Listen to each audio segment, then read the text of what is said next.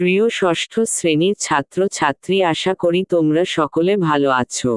তোমাদের English for today বইয়ের lesson 9 থেকে গুরুত্বপূর্ণ শব্দের অর্থ আলোচনা করা হলো।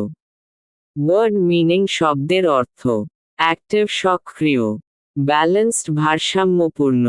বেদ গোসল করা, কেয়ারফুল সাবধান, চেয়ারফুল সচেতন, ক্লেনলিনেস পরিচ্ছন্নতা, কন্টেইন ধারণ করুন,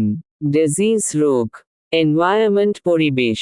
এসেনশিয়াল অত্যাবশ্যকীয়, এক্সারসাইজ ব্যায়াম, ফিট সুস্থ সবল, ফিটনেস সুস্থ সবলতা, হাউসহোল্ড ঘরবাড়ি,